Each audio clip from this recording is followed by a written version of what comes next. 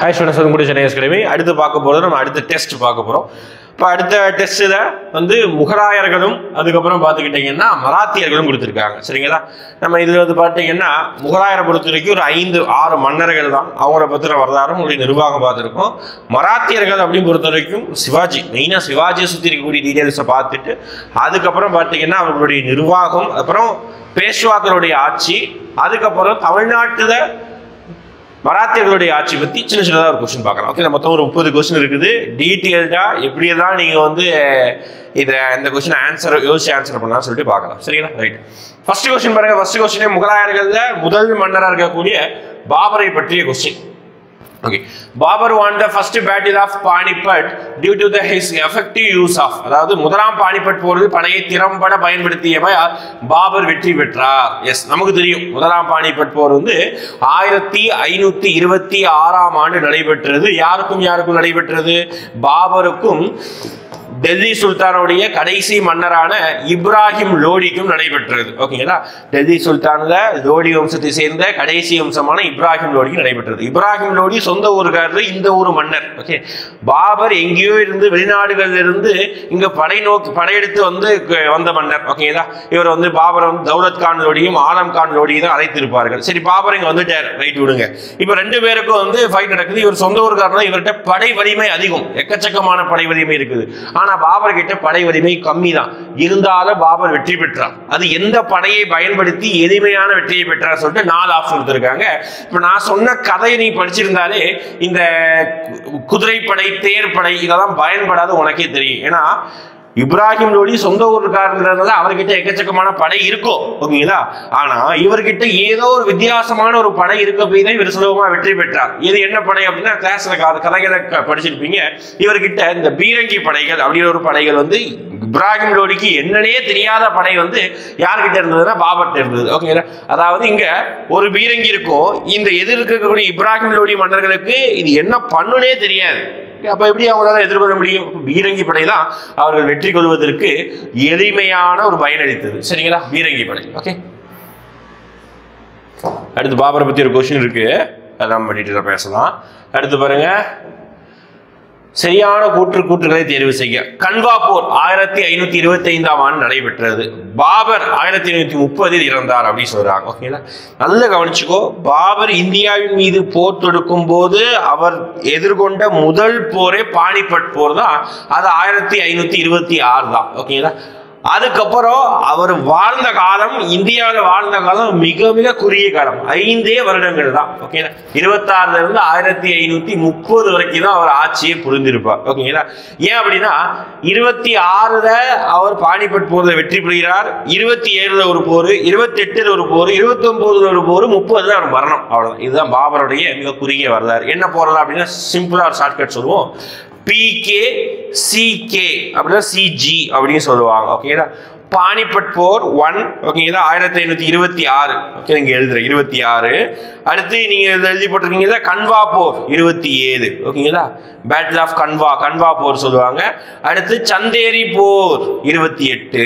அடுத்து காக்ரா போர் 29. அதான் 1529 எல்லாமே. ஓகேங்களா? அடுத்து 1530ல பாபர் இறந்தார். ஓகேங்களா? அப்ப இந்த ஸ்டேட்மெண்ட் ரைட், இந்த ஸ்டேட்மெண்ட் தப்பு. ஏன்னா கன்வா போர் வந்து 1527. நீங்க படிக்க வேண்டியது ஒவ்வொரு போர்லையும் பாபர் யாருக்குள்ளதான் போர் கொண்டார். ஆனா எல்லா போர்லையும் பாபர் வெற்றி. ஓகே, கடைசியா பாபர் நாமா என்ற சுயசரிதை நூலை எழுதி வைத்திருக்கார். கடைசியாக இறுதியாக மரணம். ஓகே, அப்போ இதுல என்ன கேட்கிறாங்க? சரியான கூற்றை தேர்ந்தெடுங்க கேட்கிறாங்க. அப்ப 2 மட்டும்தான் சரி, ஆப்ஷன் பி. சரிங்களா? அடுத்து பாருங்க. அடுத்து மராத்தியர்களுடைய நிர்வாகத்துல இருந்து ஒரு கொஸ்டின்.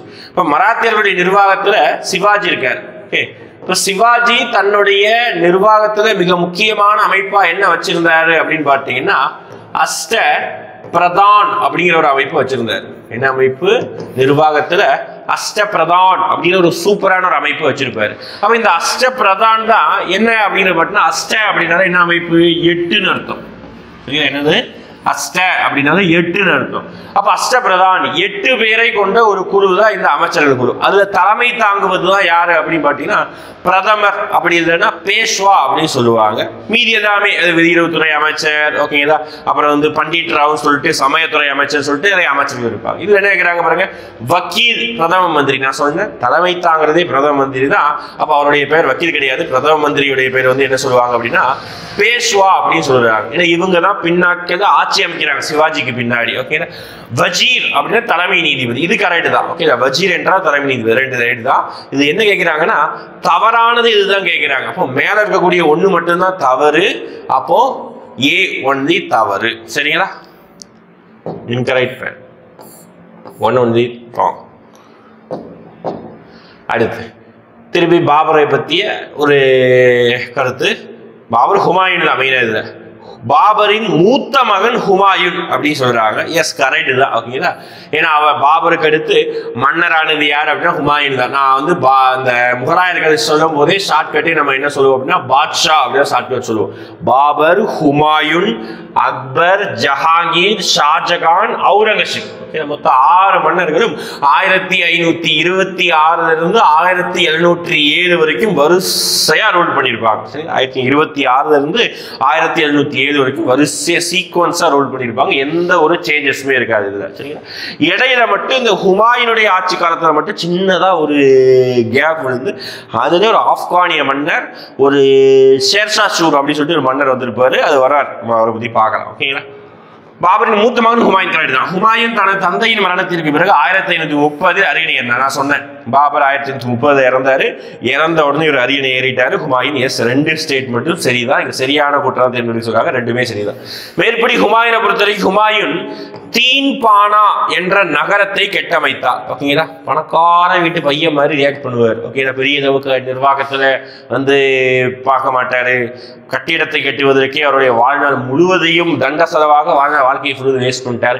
இந்த இடைப்பட்ட கேப்ல தான் ஷேர்ஷா சூர் அப்படின்னு ஒரு மன்னர் வந்து வலிமையடைய ஆரம்பித்தார். ஓகே, ஸ்ட்ராங்காக ஆரம்பித்தார். ஓகேங்களா, இந்த மாதிரி கேப்ல தான் என்ன ஆச்சு அப்படின்னு பார்த்தீங்கன்னா மேலும் ஷேர்ஷா சூர் வலிமையடைந்து சவுசா போர், கன்னௌசி போர் 2 போர்லையும் வெற்றி கொண்டு ஹுமாயூனை விரட்டி அடித்துட்டு ஷேர்ஷா சூர் வந்து ஆட்சி அமைத்தார். ஓகேங்களா, மேற்படி ஹுமாயூனை பொறுத்த வரைக்கும் அவ்வளவுதான். ஹுமாயூன் தீன்பானா இந்த நகரமும் அவர்களுக்கு நடந்த சண்டைகள். ஹுமாயூனுடைய பையன் தான் அக்பர். சரிங்களா, ஹுமாயூன் என்ற பெயருக்கு என்ன பெயரும் அப்படின்னு அதிர்ஷ்டசாலின்னு அர்த்தம். ஆனா அவர் வாழ்க்கையில அதிர்ஷ்டமே கிடையாது. ரைட், ஏன்னா வந்து மீண்டும் ஆட்சியை பிடிப்பாரு, ஆனா இறந்து போயிடுவார். எடுத்து பாருங்க, இந்த ஷேர்ஷா சூரை பத்தி எடுத்து பாருங்க.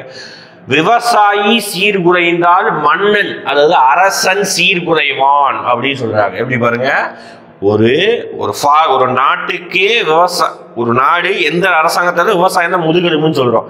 அதே மாதிரி அந்த நாட்டோட இருக்கக்கூடிய விவசாயிகள் தான் அந்த நாட்டு மன்னருக்கு மிக முக்கியமானவர்கள். அப்போ ஒரு விவசாயியே ஒருத்தன் வந்து சீரழிஞ்சு போயிட்டானா மன்னன் சீரழிஞ்சுவான் அப்படின்னு சொல்லிட்டு ஒரு நிர்வாகத்தோடைய ஒரு விஷயத்தை ஆணித்தரமா சொல்லியிருப்பாரு. அவர் தான் யாருன்னா 2வது ஆப்கானிய வம்சத்தை நிர்வகித்த யாரு, ஷேர்ஷா. ஓகே, ஷேர்ஷா சூர் அப்படின்னு சொல்லுவாங்க. இவர் தான் பார்த்தீங்கன்னா ஆக்சுவலா இவருக்கும் ஹுமாயூனுக்கும் தான் ஃபைட் நடக்கும். ஓகே, 2 பேரும் நடந்த ஃபைட்ல 1540 ஆட்சியை பிடிச்சிருவாரு. ஆனா 1545 இறந்து போயிருப்பார். ஓகே, கலிஞ்சர் கோட்டை முற்றுகையின் பொழுது எதிர்பாராத விதமாக இறந்து போயிருப்பார். ஓகே, இவர் இருந்திருந்தா மீண்டும் முகலாய வம்சம் தலை தூக்கிருக்குமா அப்படிங்கிறது ஒரு விஷயமே கேள்விக்குறிதான், அந்த அளவுக்கு இருக்கும். எனவே 1540 இருந்து 1545 வரைக்கும் ஷேர்ஷா சூர் ஆட்சி புரிந்திருப்பார். கலிஞ்சர் கோட்டை முற்றுகையின் பொழுது இறந்து விட்டார். இவருக்கும் ஹுமாயூனுக்கும் தான் சவுசா போர், கன்னௌசி போர் நடைபெறும். ஓகேங்களா, ரைட். இப்போ விவசாய இந்த ஸ்டேட்மெண்ட் சொல்றது யாருன்னா அதே ஷேர்ஷா சூர் தான் என்ன சொல்லணும், நவீன நாணய முறையின் தந்தை, நவீன கால நாணய முறையின் தந்தை அப்படின்னு சொல்லுவாங்க. அடுத்து முஸ்லீம் அல்லாதவர்களுக்கு ஜெசியா வரியை நீக்கியவர் யார் அப்படின்னு சொல்றாங்க. பாருங்க, நல்ல ஒரு விஷயம் பாருங்க. முஸ்லிம் அல்லாதவர்களுக்கு ஜெசியா வரியை நீக்கியவர். அப்ப ஜெசியா வரிங்கிற கான்செப்ட் நம்ம போன வீடியோலயே நம்ம பார்த்திருந்தோம். டெல்லி சுல்தான்ல யார் வந்து ஜெசியா வரியை விதிச்சிருப்பாங்க அப்படின்னு பார்த்தோம். குத்புத் ஐபக்ல இருந்து பின்னாட்கள்ல ஃபெரோஸ் ஷா துக்ளக் மீண்டும் ஹார்ஷா விதிச்சிருப்பார். அப்புறம் காலங்கள் போக போக இதை பாபர் தான் விதிச்சுதான் இருந்தாரு. அது ஒரு நல்ல மன்னரான சமய சார்பற்ற ஒரு மன்னரா இருக்கக்கூடிய அக்பர் என்ன பண்றாரு அப்படின்னா இந்த வரியை வந்து முழுவதுமாக ரத்து செய்கிறார். ஓகேங்களா, இந்த ஜெசியா வரியையும் கூடுதலா இன்னொரு வரி இருக்குது, என்னன்னா புனித யாத்திரை வரி சொல்லுவாங்க. அந்த 2 வரியையும் அக்பர் ரத்து செய்கிறார். அக்பர் வந்து ஒரு சமய சார்பற்ற மன்னர். அவருடைய அமைச்சரவையில ஹிந்து மன்னர்களையும் ஹிந்து இளவரசியும் திருமணம் செய்தார். ஓகேடா, ரைட். அப்போ ஜிஸ்யா வரியை ஒழித்து கட்டியவர் யாருன்னு கேட்டா அக்பர். அதே ஜிஸ்யா வரியை மீண்டும் விதித்தவர் யாருன்னு கேட்டாங்கன்னா அவுரங்கசீப். நல்லா ஞாபகம். அதே ஜிஸ்யா வரியை மீண்டும் விதித்தவர் யாரு கேட்டாங்கன்னா அவுரங்கசீப். அடுத்த ஒரு பெரிய கொஸ்டின் பாருங்க. 2 English men, William Hawkins and Thomas Roe, visited during the Jahangir's region. Yes, correct. Okay, first statement. அதாவது வில்லியம் ஹாக்கின்ஸ் அப்புறம் வந்து சர் தாமஸ் மன்ரோ, இவங்க 2 பேருமே ஆங்கிலேயர்கள் தான். ஆங்கிலேயருடைய பிரதிநிதியாக ஜஹாங்கீரோடைய ஆட்சி காலத்துல தான் வந்திருப்பாங்க. தெளிவா ஜஹாங்கீரோட ஆட்சி காலத்தில், ஜஹாங்கீர் அரியணையில் இருக்கும் போது அப்படி சொன்னா கூட தவறு நம்ம சொல்லலாம். ஏன்னா வில்லியம் ஹாக்கின்ஸ் 1208 வரும்பொழுது ஜஹாங்கீர் அரியணையில் உட்கார்ந்து ஆட்சி புரிந்துட்டு இருந்தார் ஃபர்ஸ்ட் வரும்போது. 2வது வந்த தாமஸ் மன்ரோ, அவர் தாமஸ் ரோ, ஓகே தாமஸ் மன்ரோன்னு சொல்லக்கூடாது, சார் தாமஸ் ரோ தான். அவர் ஆட்சிக்கு வரும்போது பாத்தீங்கன்னா ஜஹாங்கீர் அரியணையில் உட்கார்ந்து அவர் தான் ராஜா. அவருக்கு உடல்நிலை சரியில்லாத காரணத்தினால அவருடைய 2வது மனைவியான மெஹருன்னிஷா அப்படின்னா நூர்ஜஹான், அவங்க தான் வந்து பாத்தீங்கன்னா ரூல் பண்ணியிருப்பாங்க. அதனாலதான் பப்பட் கவர்மெண்ட் அப்படி சொல்லுவாங்க. ஏன்னா வந்து பெண் தான் அதுல வந்து ஆட்சி அமைச்சிருந்தாங்க. ஆனா அவங்க 2வது மனைவி தான். ஓகேங்களா, ஜஹாங்கீருக்கு உடல்நிலை சரியில்லாத ஒரு காரணத்தினால். அது மாதிரி இந்த ஜஹாங்கீர் தான் பாத்தீங்கன்னா ஜஸ்டிஸ் பில், நீதிமணி சங்கதி அப்படிங்கிற கான்செப்டை கொண்டு வந்திருப்பாரு. அடுத்து ஜஹாங்கீர் அரசு விஷயங்களை காட்டிலும், அதாவது அட்மினிஸ்ட்ரேஷனுக்கு அரசு விஷயங்களை காட்டிலும், அட்மினிஸ்ட்ரேஷனை காட்டிலும் கலை, ஓவியம், தோட்டம், மலர்கள் ஆகியவற்றை அதிகம் ஆர்வம் கொண்டிருந்தார். S, okay. ஜஹாங்கீர் வந்து நிறைய மலர் தோட்டங்களை வந்து டெல்லிக்கு அருகே அமைத்திருப்பார். அவர் வந்து அட்மினிஸ்ட்ரேஷனில் காமிக்கிற கான்சன்ட்ரேஷனை விட இது அதிகமாக கான்சன்ட்ரேட் ஆரம்பிச்சிருந்தார். ஓகேங்களா, அதனாலதான் அந்த டைம்ல நிறைய கலாச்சாரமும் கலைகளும் அதிகமாக இருந்தது. 2 ஸ்டேட்மெண்ட்டும் கரெக்ட் தான். ஓகேங்களா, ரைட். நெக்ஸ்ட் சரியான குற்றவாளி சொல்றாங்க சி தான்.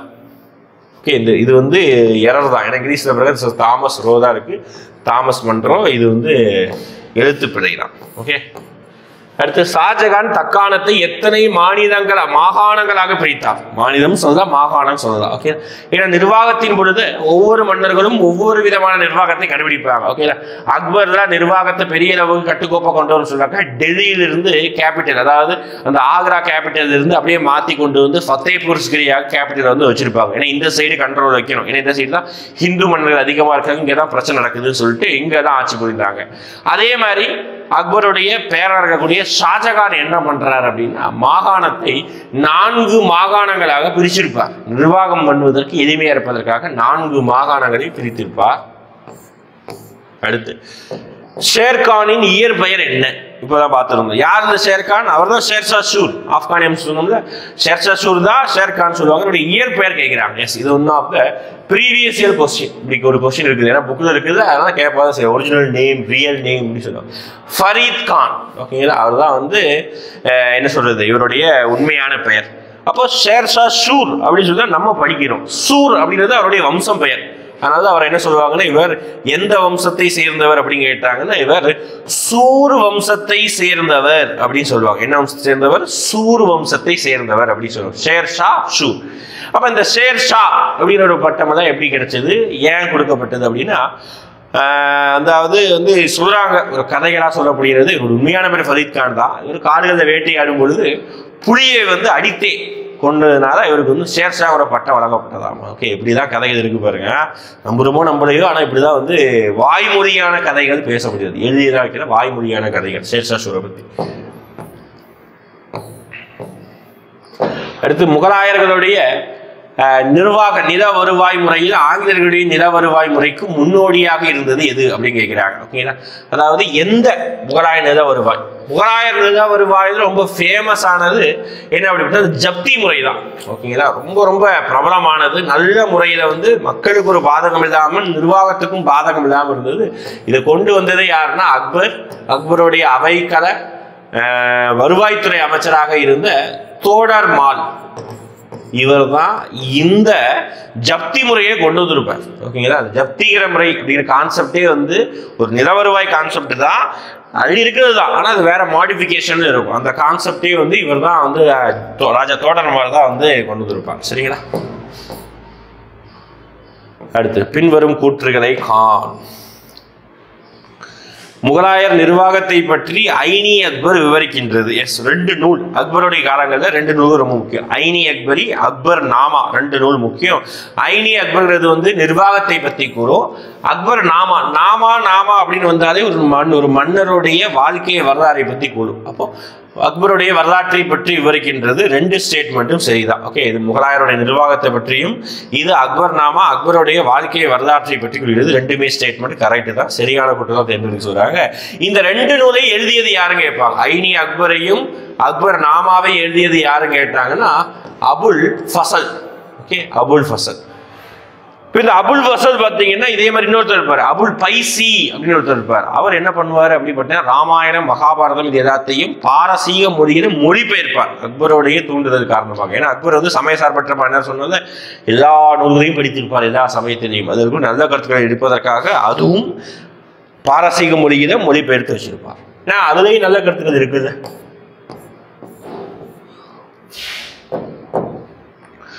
உலகத்திலேயே கப்பலின் ஒட்டகம் எனப்படும் தொழில்நுட்பத்தை கண்டறிந்த முதல் மனிதர். அக்பருக்கு என்னதான் படிக்காதவர், எழுத படிக்க தெரியாதவர் இந்த மாதிரி சொன்னாலும் அவர்கிட்ட ஒரு பெரிய திறமை இருந்தது. நிர்வாகம் பண்ற திறமையும் ஒரு சில முக்கியமான கண்டுபிடிப்பு திறமை. ஓகே, அதாவது நிறைய பொருட்செலவு ஏற்பட்டது. எதுக்காக? கப்பல் கட்டுவதற்காக. இதுல நிலத்துல கப்பலை கட்டி அதை கொண்டு போயிட்டு கடலில் விடுவதற்கு பெரும் பொருட்செலவு ஏற்பட்டது. அப்போ அவர் யோசிச்சாரு. என்ன யோசிச்சாரு? எதுக்கு நம்ம அந்த 2 வேலை செய்யணும்னு சொல்லிட்டு கடல்ல என்ன செய்யறாருன்னா ஒரு பெரிய கப்பல் மாதிரி ஒண்ணு கட்டுறாரு, பெரிய ஒரு இடத்த கட்டுறாரு. அதுக்கு நடுவுல வச்சுதான் என்ன செய்யறாங்கன்னா கப்பல் செய்யறாங்க. ஓகே, அதுதான் கப்பலின் ஒட்டகம். அதான் என்ன சொல்றாங்க, இங்கிலீஷ் என்ன சொல்றாங்கன்னா ஷிப்ஸ் கேமல் அப்படின்னு கான்செப்ட். இதை கொண்டு வந்தது, இதை யோசிச்சா மன்னராக இருந்து இதை யோசிச்சது யாருன்னா அக்பர் தான். எந்த அளவுக்கு அவர் வந்து, அதாவது ஒரு சில மன்னர்கள் தான் வளர்ப்பின் அடிப்படையில் நல்ல மன்னர்களா இருப்பாங்க, ஆனா இவரெல்லாம் வந்து பிறப்பின் அடிப்படையிலே ஒரு நல்ல மன்னர். ஓகே, தரோஷிகா வரலாறு நிறைய பேர் வந்து தரோஷிகா பேரை வந்து படிக்காம போயிடுவாங்க. ஓகே, ஆனால் ரொம்ப முக்கியமான ஒருத்தர் படிச்சு ஆகணும். தரோஷிகா ஷாஜகானின் மூத்த மற்றும் பிடித்த மகன் சொல்றாங்க. ஏன் 2 வார்த்தை இருக்கு? மூத்த கரெக்ட் தான், பிடித்தங்கிற வார்த்தை இருக்கு. ஆமா, ஏன் அப்படின்னா ஷாஜகானுக்கு அடுத்து மன்னரானது மூத்த பையன் தான் மன்னர் ஆகணும். ஓகேங்களா? அது போக ஷாஜகானுக்கு ரொம்ப விருப்பமான மன்னரும் பையனும் யாரு அப்படின்னா தரோஷிகா தான். அதனாலதான் தரோஷிகாவை தான் ஃபர்ஸ்ட் மன்னராக்குவார் சார் அப்படின்னா வந்து கடைசியா வந்து அவுரங்கசீப்ல படிச்சிருக்கோம். ஆமா, இது என்ன ஒரு கதை இருக்குன்னா ஃபர்ஸ்ட் ஷாஜகான் வந்து தன்னுடைய மூத்த பையனான தரோஷிகாவை தான் வந்து என்ன பண்ணுவாங்கன்னா மன்னராக நியமிப்பார். ஓகே, அதுக்கு அடுத்துதான் வந்து ஏகப்பட்ட சண்டைகள் சச்சரவுகள் நிறைய விஷயத்துக்கு அப்புறம் தான் அவுரங்கசீப் தன்னுடைய 3 சகோதரர்களை தோற்கடித்து விட்டு தான் பின்னாடி தான் என்ன செய்வாருன்னா அவர் அவுரங்கசீப் மன்னராக பதவியேற்பார். அதனாலதான் அவுரங்கசீப் வந்து கடைசி மன்னராக இருப்பார், ஏகப்பட்ட சண்டைகள் ஏற்பட்டனால. தரோஷிகா தத்துவ ஞான இளவரசரா என்று அறியப்படல. எஸ், அவர் வந்து தத்துவ ஞான இளவரசர், ஞானம் பெற்றிருப்பார். இப்போ 2 ஸ்டேட்மெண்ட்டும் கரெக்ட் தான், சரியான கூட்டம் தான் தேர்ந்தெடுக்கிறாங்க. ஓகே, தரோஷிகா பிலாசபர் பிரின்ஸ், இதெல்லாம் புக்கிலே இருக்குது இந்த பாயிண்ட் எல்லாம். அடுத்து நீங்க ஷாஜகான் பத்தி படிக்கும் போதே ஸ்கூல் புக் கொடுத்துருப்பாங்க. ஷாஜகானுடைய சமகாலத்தை சேர்ந்த வெளிநாட்டை சேர்ந்த யூரோப்பிய மன்னர்கள் தான் யார் கொடுத்துருப்பாங்க? அது ஒருத்தர் இருப்பாரு, பிரெஞ்சை சேர்ந்த, ஓகேங்களா, பிரான்ஸை சேர்ந்த லூயிஸ் 14. ஓகேங்களா, இவர் தான் வந்து ஷாஜகானுடைய சமகால மன்னர். ஓகே, அதுக்கப்புறம் வரலாற்று நம்ம வேற என்ன படிச்சோம்? லூயிஸ் 16 படிச்சிருப்போம். இவர் வந்து பார்த்தீங்கன்னா இந்த பிரெஞ்சு புரட்சி ஏற்படும் பொழுது இருந்திருப்பார். நமக்கு சிலபஸ்ல கிடையாது, சும்மா நீ கேள்விப்பட்ட படிச்சிருப்பீங்க. பிரெஞ்சு புரட்சி ஏற்படும் பொழுது மன்னராக இருந்தது யாருன்னா லூயிஸ் 16. அடுத்து பாபர் நாமா புத்தகத்தை பாரசீக மொழியில் மொழிபெயர்த்தவர் கேட்கிறாங்க. கவனிச்சுக்கோங்க, பாபர் நாம புத்தகம் யார் எழுதியது நான் சொன்னேன். யார் எழுதியது? அபுல் ஃபசல் எழுதியது. அதை பாரசீக மொழியில மொழிபெயர்த்தது யார்? Who translated the work of Babarnama into Persian language? இதை வந்து நீ பாட்டினா அமீர் குஸ்ரோ அல்பெர்னி இதெல்லாம் போட்டுறாதீங்க. அப்துல் ரஹீம் கானி கானான். ஓகே, இவர் தான் வந்து பாரசீக மொழியில மொழிபெயர்த்திருப்பார். சரிங்களா? இப்போ அக்பர் டைம்ல புலவர்களுடைய பேர்கள் நிறைய முக்கியம். முகலாயருடைய முக்கிய பணி முக்கிய பாசன முறையாக இருந்தது என்ன பாசனம்? முகலாயர்களுடைய முக்கிய பாசன முறை என்பது கிணற்று நீர் பாசனம் தான். ஓகே, பாசனம் கிணற்று நீர் பாசனம் தான் மேஜரா இருந்தது. ஏன் அப்படின்னு பார்த்தீங்கன்னா அவர்கள் வந்து கால்வாய்களையோ ஏரிகளையோ அதிகமாக வந்து மேம்படுத்தல, கிணற்று பாசனத்தை அதிகமாக மேம்படுத்திருப்போம். அதுவும் வந்து ஷாஜகான் ஜஹாங்கீருடைய டைம்லையும் அப்புறம் வந்து பார்த்தீங்கன்னா அக்பருடைய டைம்லையும் மிகப்பெரிய அளவுக்கு அந்த பாசன முறையை வந்து மேம்படுத்தியிருப்பாங்க. ஓகேங்களா? இது ரொம்ப முக்கியமான ஒரு ப்ரீவியஸ் இயர் கேட்டிருக்காங்க. ஓகே, இது வந்து previous year one of the best previous year question. ஏன் அப்படின்னு பார்த்தீங்கன்னா ஒவ்வொரு மதத்திற்கும் ஒரு புனித நூல் அப்படின்ற ஒரு கான்செப்ட் கம்பல்சரி இருக்கும். ஓகேங்களா? சீக்கியர்களுடைய புனித நூல் அப்படிங்கிற ஒரு கான்செப்ட் இருக்குது. ஓகே, இப்போ கிறிஸ்தவர்களுடைய புனித நூல் அப்படின்னு எடுத்து பார்த்துக்கிட்டிங்கன்னா நம்ம பைபிள் சொல்லுவோம். ஓகேங்களா? அதே மாதிரி பார்த்தீங்கன்னா இஸ்லாமியர்களுடைய புனித நூல் அப்படின்னு எடுத்து பார்த்தீங்கன்னா நமக்கு குரான் அப்படிங்கிற விஷயம் சொல்கிறோம். அதே மாதிரி இங்கே சீக்கியர்களுடைய புனித நூல் அப்படின்னு சொல்கிறாங்க. இது எப்போவுமே புக் பேக் கொஸ்டினும் கூட. என்ன அப்படின்னா குரு கிரந்த சாஹிப் அப்படின்னு சொல்கிறாங்க. ஓகேங்களா? இதுக்கு தேவ கிரந்த் அப்படின்னு சொல்லிட்டு இன்னொரு நேம் இருக்கு. இதை எழுதியது யாரு அப்படின்னு கேட்பாங்க. குரு கிரந்த சாஹிப் எழுதியது அல்லது தொகுத்தது யாருன்னு கேட்பாங்க. 5வது சீக்கிய குரு அப்படின்னு சொல்லுவாங்க. 5வது சீக்கிய குரு நம்மளுடைய இவர் இருக்காரு, அர்ஜுன் தேவ், அவர் தான். ஓகேங்களா? 5வது சீக்கிய குரு அர்ஜுன் தேவ். சரிங்களா? இதுதான் பாத்தீங்கன்னா அவர்களுடைய புனித நூலாக அறியப்படுகிறது. ஓகே, இதுதான் யாருடைய சீக்கியர்களுடைய புனித நூல். அடுத்து சௌசாப்பூர், கன்னோசிப்பூர், கன்வா போர், காக்ரா போர், மூணுமே பார்த்துக்கிட்டீங்கன்னா முகலாய வம்சத்தோட தொடர்புடையது. முகலாயர்கள், அதுவும் 2 மன்னர்கள். யாரு? ஒருத்தர் பாபர், இன்னொருத்தர் ஹிமாயூன். இந்த 2 மன்னர்கள் தொடர்புடையது. ஃபர்ஸ்ட் சௌசாப்பூர். ஓகேங்களா? சௌசாப்பூரை பொறுத்த வரைக்கும் பார்த்தீங்கன்னா 1539 ஆண்டு நடைபெறும். ஓகேங்களா? சௌசாப்பூர் 1539. கன்னோசி போர் பார்த்தீங்கன்னா 1540. ஓகேங்களா? கன்வா போர் எப்போ நடைபெற்றிருக்கும் அப்படி பார்த்தீங்கன்னா அதையும் நான் சொல்லியிருந்தேன். PKCK 1527 கன்வா போர். காக்ரா போர் எப்போ நடைபெற்றது அப்படி பார்த்தீங்கன்னா 1529. ஜி கூட சொல்லலாம். ஓகே, 29. இது சி சந்தேரி போர். அப்படி மேட்ச் பண்ணோம்னா 4 3 அடுத்து 1 அடுத்து 2 4 3. இந்த ஆப்ஷன் சேஞ்ச் பண்ணுங்க. 4 3 1 2. Okay, next match the following. 4 பேரும் பார்த்துக்கிட்டீங்கன்னா இவங்க முகலாய வம்சம். சார், முகலாய மராத்திய வம்சம்.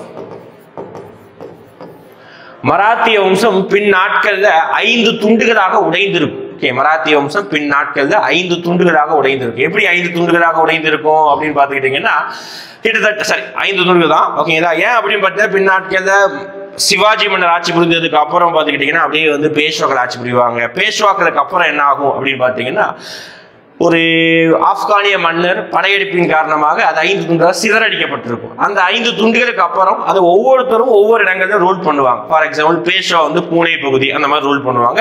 இப்போ அதை நம்ம மேட்ச் பண்ணும்போது பேஷ்வா இருக்குது. நான் சொன்ன மாதிரி பேஷ்வா பூனே பகுதி. ஓகேங்களா? அப்புறம் பார்த்தீங்கன்னா அந்த போன்ஸ்லே. ஓகே, போன்ஸ்லே பார்த்தீங்கன்னா நாக்பூர். இந்த 2 மேட்ச் பண்ணுங்க. சிக்கு 4 பிக்கு 3. சிக்கு 4 பிக்கு 3. சிக்கு 4 பிக்கு 3. அப்படி பார்த்தீங்கன்னா சி ஆன்சர் சி. அதாவது கெய்க்வாடு பரோடாவையும் சிந்தியா குவாலியரையும் வின் பண்ணியிருப்பாங்க. சரிங்களா? பந்த்ரப்தான். ஓகேங்களா? அதாவது எல்லாமே மேட்ச் பண்ணணும். ஓகேங்களா? இதுவும் பார்த்துக்கிட்டீங்கன்னா நம்மளுடைய மராத்தியர். ஓகே, மராத்தியர்களுடைய நிர்வாகத்துல ஃபர்ஸ்ட் மஜும்தார், சுமந்த், சுர்னாவிஸ். ஓகேங்களா? 4 பேர் இருக்காங்க. இங்க ஒரு 4 அமைப்பு கொடுத்துருக்காங்க. என்னெல்லாம் பார்க்கலாமா? ஃபர்ஸ்ட் பந்த் பிரதான், மஜும்தார், சுமந்த். சுமந்த்ங்கிற வார்த்தை நல்லா கவனிச்சுக்கோங்க. ஓகேங்களா? சுமந்த் அப்படின்ற பேர் வந்தாலே எல்லா இடத்துலையும் மேக்சிமம் வெளியுறவுத்துறை அமைச்சராக இருப்பாங்க. ஓகேங்களா? சுமந்த் அப்படின்னா வெளியுறவுத்துறை அமைச்சர். அப்ப சிக்கு 2 அப்படின்னு வச்சுக்கிட்டீங்கன்னாலே 2 ஆப்ஷன் வருது.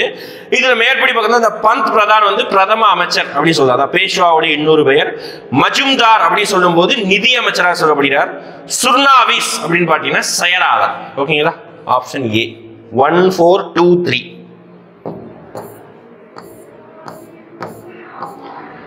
Which of the following statement is correct?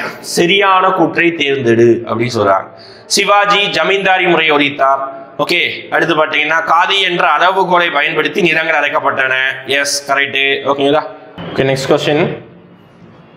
Sivaji ஜமீன்தாரி முறையை ஒழித்தார் அப்படின்ற ஒரு கான்செப்ட், ஒரு ஸ்டேட்மெண்ட் சரிதான். அடுத்து காதி என்ற அளவுகோலை பயன்படுத்தி நிலங்கள் அளக்கப்பட்டன. எஸ், இதுவும் கரெக்ட் தான். அடுத்து குர்கான்கள் என்று கர்கூன்கள் என்று அழைக்கப்பட்ட வருவாய்த்துறை அதிகாரிகளை சிவாஜி நியமித்தார். இந்த 3 ஸ்டேட்மெண்ட் கரெக்ட். சிவாஜியின் நிலவரி திட்டம் அக்பர் காலத்தில் ராஜா தோடர்மால், வச்சுக்கோங்க, ராஜா தோடர்மால் பின்பற்றிய முறையை ஒட்டி அமைந்திருந்தது. நான் சொல்லியிருந்தேன் அந்த ஜப்தி முறை வந்து சிவாஜி மராத்திய வம்சமும் அதுக்கப்புறம் பார்த்துக்கிட்டிங்கன்னா நம்மளுடைய என்ன சொல்றது இந்த பிரிட்டிஷ்காரங்களும் பின்பற்றி இருப்பாங்க. ஓகேங்களா? அப்போ 4 ஸ்டேட்மெண்ட்டும் இதுதான் சரிதான். ஓகேங்களா? ஆன்சர் டி 1 2 3 4 4மே சரி. அடுத்து பாருங்க, 2ஆம் சரபோஜி. நான் இதுதான் சொன்னேன். முகலாயர்களை மராத்தியர்களை பொறுத்த வரைக்கும் சிவாஜியை பற்றி, அவருடைய நிர்வாகம் பற்றி, பேஷ்வாக்களை பற்றி, அடுத்து வந்து பார்த்தீங்கன்னா தமிழ்நாட்டுடைய மராத்தியர்களுடைய ஆட்சி. அதில் 2ஆம் சரபோஜி எழுதாத புத்தகம் என்ன அப்படின்னு கேட்டிருக்காங்க. 2ஆம் சரபோஜி எழுதாத புத்தகம் குமார சம்பவ சம்பு, ஓகே, முத்துராட்சிய, தேவேந்திர குருஞ்சி, இது 3மே எழுதியிருப்பார். தமிழ் எழுதியிருப்பாரு. தமிழ்நாட்டில் ரூல் பண்ண ஒரு மன்னர், நல்ல மன்னர், தஞ்சாவூர் இருந்திருப்பாரு. குமார சம்பவம் அப்படிங்கிற ஒரு நூலை தான் வந்து இவர் எழுதியிருக்க மாட்டார். ஓகேங்களா? குமார சம்பவங்கிறது இவர் எழுதியிருக்க மாட்டாரு. அது வந்து காளிதாசர் எழுதிய புத்தகம். அடுத்து பேஷ்வாக்களுடைய கால வரிசை யார் யாருக்கு அப்புறம் சிவாஜியோட இறப்புக்கு பின்பு நிலையில்லாத ஒரு ஆட்சி இருக்கும். தாராபாய் ரூல் பண்ணுவாங்க. தாராபாய்க்கு பின்பு சாகு மன்னர் வந்ததுக்கு அப்புறம் அவங்க வந்து என்ன பண்ணுவாங்க அப்படின்னு பார்த்தீங்கன்னா கைப்பற்றி பின் நாட்கள்ல அவங்களே ரூல் பண்ண ஆரம்பிச்சிருவாங்க. சாகு மன்னருக்கு அப்புறம் பேஷ்வாக்கள் ரூல் பண்ண ஆரம்பிச்சு. பேஷ்வாவுடைய ஆட்சியை நிலைநிறுத்திய மன்னர் அப்படிங்கிறதுனா அது பாலாஜி விஸ்வநாத். அப்போ அவர் தான் ஃபர்ஸ்ட் வருவார். 1ங்கிற ஆப்ஷன் எல்லாத்துலேயுமே 1 இருக்கு. அடுத்து பாலாஜி விஸ்வநாத்துடைய மகன் தான் முதலாம் பாஜிராவ். ஓகேங்களா? பாலாஜி விஸ்வநாத்துடைய மகன் யாரு? முதலாம் பாஜிராவ். அடுத்து முதலாம் பாஜிராவுடைய மகனா இருக்கக்கூடியது இங்க இருக்குது. ஓகேங்களா? பாலாஜி பஜ்ராவ் மகன் கிடையாது, பேர்ல இருப்பாரு பாலாஜி பஜ்ராவ். ஏன்னா அடுத்து பாலாஜி விஸ்வநாத் வருவாரு. சரி, பாலாஜி பஜ்ராவ். அடுத்ததாக பார்த்துக்கிட்டீங்கன்னா முதலாம் மாதவராவ், பின்னாடி 2ஆம் பாஜிராவ். ஓகேங்களா? இதுதான் சீக்வன்ஸ். அப்போ 1 4 3 5 2. ஓகேங்களா? சரி, இது இல்லப்பா சொல்லிட்டேன். 1 3 5 அடுத்து 2 4. ஓகேங்களா?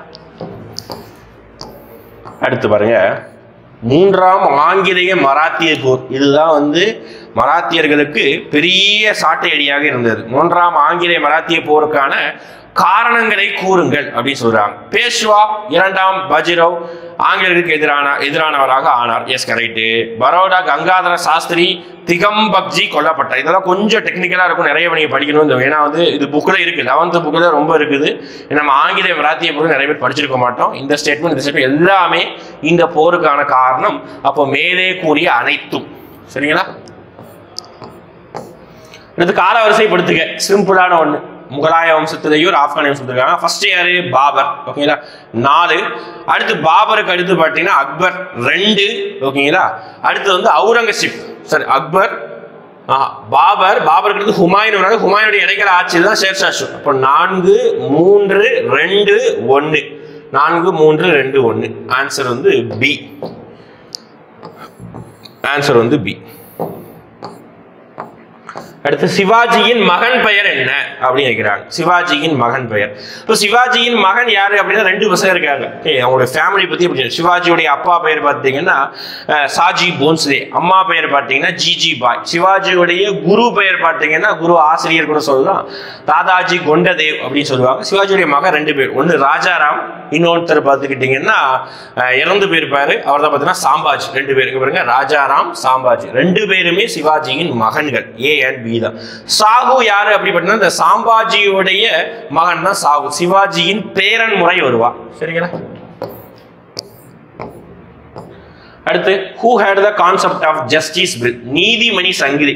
ஒருத்தர் வந்து ஆல்ரெடி பார்த்துருக்கோம். அரசு விஷயங்கள் அதிகமாக செயல்படலைனாலும் இந்த தோட்டம் இதெல்லாம் வச்சிருந்தாரு பார்த்துருந்தோம். ஒரே ஒரு கான்செப்ட் உருவாக்கி இருப்பாரு. என்ன அப்படின்னா நீதிமணி சங்கிலி, ஜஸ்டிஸ் பெல் அப்படிங்கிற ஒரு கான்செப்டை வந்து யார் உருவாக்கி இருப்பாரு அப்படின்னு பார்த்தா ஜஹாங்கீர் தான் உருவாக்கி இருப்பாரு. ஓகே, ஜஸ்டிஸ் பெல், நீதிமணி சங்கிலி அப்படிங்கிற ஒரு கான்செப்டை வந்து ஜஹாங்கீர் உருவாக்கி இருப்பார்.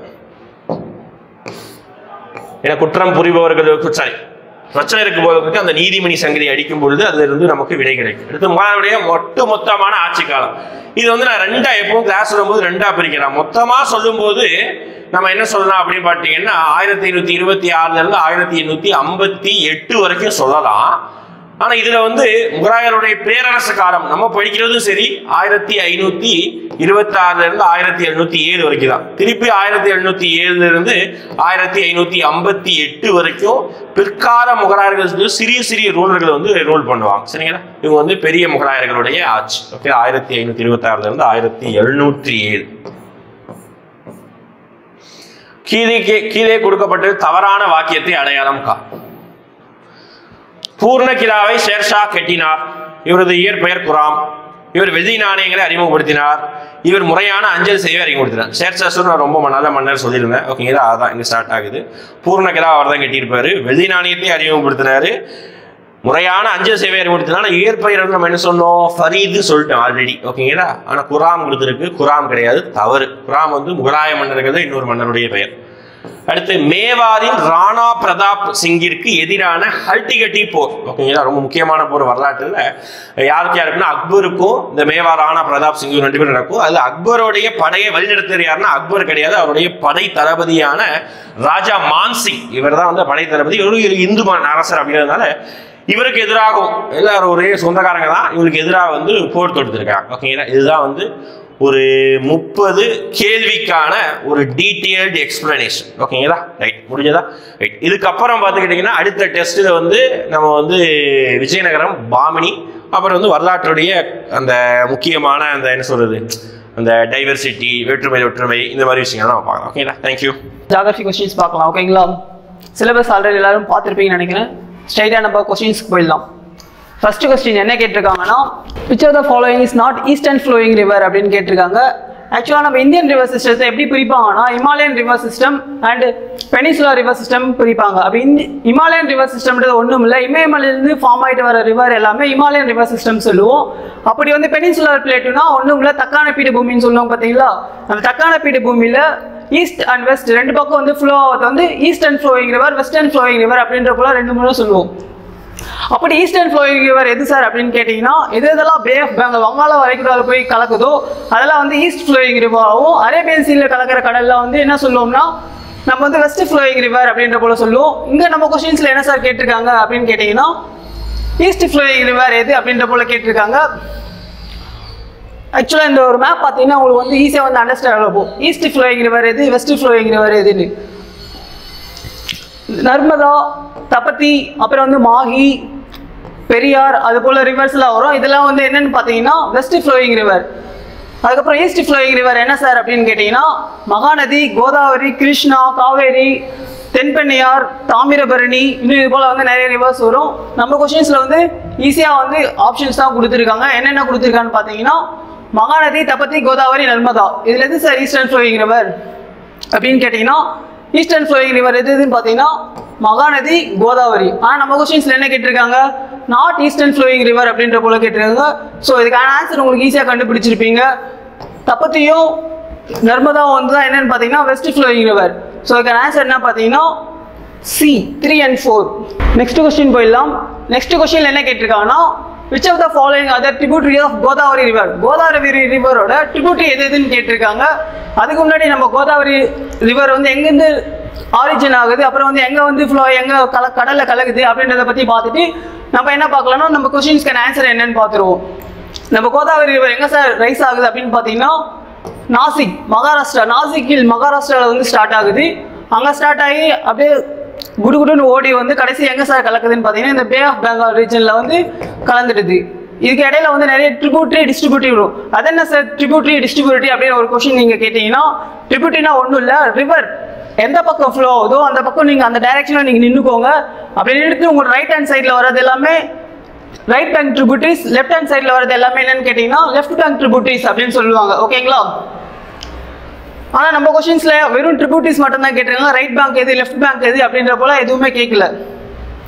ஸோ வந்து நம்ம இப்போ கோதாவரியோட ட்ரிபியூட்டரிஸ் என்னென்ன இருக்குன்னு பார்த்தீங்கன்னா பூர்ணா, பெண்கங்கா, வர்தா, வெயின்கங்கா, அப்புறம் வந்து சபரி, இந்திராவதி, அப்புறம் ரைட்டில் என்ன சார் இருக்குன்னு கேட்டிங்கன்னா மஞ்சிரா, பிராவரா, மன்னியார் அப்படின்ற போல ரிவர்ஸ்லாம் வந்து நம்ம கோதாவரியோட ட்ரிபியூட்டரிஸாக இருக்குது. ஆனால் நம்ம கொஸ்டினில் என்ன சார் கேட்டிருக்காங்கன்னு பார்த்தீங்கன்னா ஒரு 4 ரிவரோட பேர் கொடுத்துருக்காங்க, ட்ரிபியூட்டரி நேம் கொடுத்துருக்காங்க. இந்திராவதி, சாலமி, பெண்கங்கா, பிரணிதா. இது எல்லாமே வந்து எதோட ட்ரிபியூட்டி சார் அப்படின்னு கேட்டீங்கன்னா கோதாவரியோட ட்ரிபியூட்டி தான். ஸோ இதுக்கான ஆன்சர் என்னன்னு பார்த்தீங்கன்னா ஆன்சர் வந்து டி.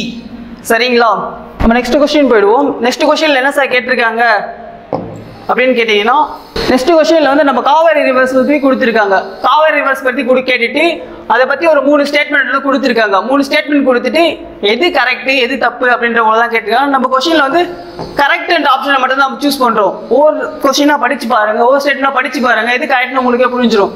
ஆக்சுவலாக நான் காவேரி பற்றி ஒரு ஸ்டோரி சொல்கிறேன், அதை பற்றி கேட்டுட்டு அதுக்கப்புறம் எது நீங்கள் கரெக்டுன்றது நீங்களே வந்து முடிவு பண்ணிக்கோங்க.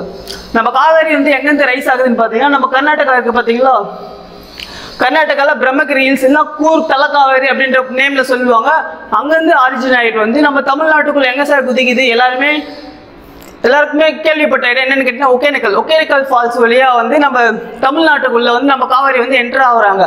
அப்படியே என்டர் ஆகிட்டு கொஞ்சம் தூரம் வரும்போது என்ன சார் ஆகுதுன்னு கேட்டிங்கன்னா நாங்கள் ஒரு டேம் போகிறாங்க. என்ன சார் டேம் கேட்டிங்கன்னா மேட்டூர் டேம்.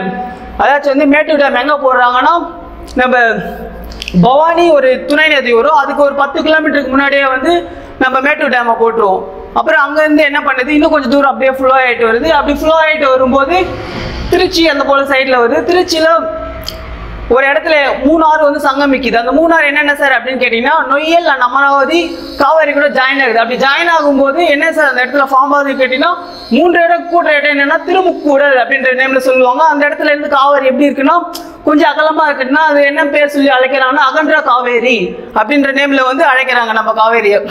அதுக்கப்புறம் தாண்டி போன பிறகு எல்லாரும் நம்ம கேள்விப்பட்டிருக்க டேம் கல்லணை, கரிகாலன் சோழன் வந்து கட்டினது. அந்த கல்லணை டேம் எங்கே சார் வருதுன்னு கேட்டிங்கன்னா நம்ம திருச்சி ஏரியாவில் வந்து வருது. ஓகேங்களா? அப்படி திருச்சி ஏரியாவை தாண்டின பிறகு வேற என்ன சார் இருக்குது அப்படின்னு பார்த்தீங்கன்னா அதை தாண்டின பிறகு நம்ம காவேரி வந்து 2ஆக வந்து பிரிஞ்சு போகுது. ஒன்று வந்து பூம்புகாராவோ இன்னொன்று வந்து காவேரி அப்படின்ற மாதிரி பிரிஞ்சு போகுது. இப்போ நம்ம கொஸ்டினில் இருக்கிற ஸ்டேட்மெண்ட் மட்டும் படிச்சு பாருங்க, ஈஸியாக வந்து உங்களுக்கு ஆன்சர் புரிஞ்சிடும். நான் ஆல்ரெடி சொன்னது Kaveri rises in Brahmagiri hills, Coorg இல்லை தலக்காவேரி அப்படின்ற போல் நேமில் சொல்லலாம். அது கரெக்டு தான்.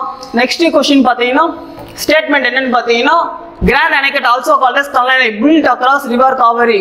காவேரிக்கு இடையில தான் வந்து கல்லணை கட்டிருக்காங்கன்னு பார்த்தாச்சு.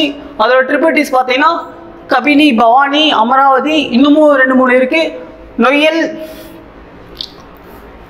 நொய்யல்லாம் இருக்கு. ஓகேங்களா? அதெல்லாம் நோட் பண்ணி வச்சுக்கோங்க. சரி, இதுக்கான ஆன்சர் என்ன சார் பார்த்தீங்கன்னா 3மே தான் கரெக்ட். ஆன்சர் வந்து டி. சரிங்களா? நெக்ஸ்ட் என்ன சார் கொஸ்டின் கொடுத்துருக்காங்க அப்படின்னு பார்த்தீங்கன்னா நர்மதா ரிவர் கொடுத்துருக்காங்க. நர்மதா ரிவர் கொடுத்துட்டு எந்த ஸ்டேட்மெண்ட் சார் கரெக்ட் அப்படின்ற போல கேட்டிருக்காங்க. ஆக்சுவலாக வந்து it is the largest among eastern flowing river, peninsula river அப்படின்ற போல கொடுத்துருக்காங்க. நம்ம ஆல்ரெடி பார்த்தோம் நர்மதான்றது என்ன flowing river, west flowing river அப்படின்ற பார்த்தோம். ஸோ ஆப்வியஸ்லி ஃபர்ஸ்ட் ஸ்டேட்மெண்ட் வந்து ராங். அப்புறம் இது mixes with bay of Bengal through gulf of Cambay. Correct தாங்க, கல்ஃப் ஆஃப் காம்பேல தான் கலக்குது. ஆனால் அது வந்து கல்ஃப் ஆஃப் காம்பே எங்கே போகுது, பே ஆஃப் பெங்கால் கிடையாது, அரேபியன் சி.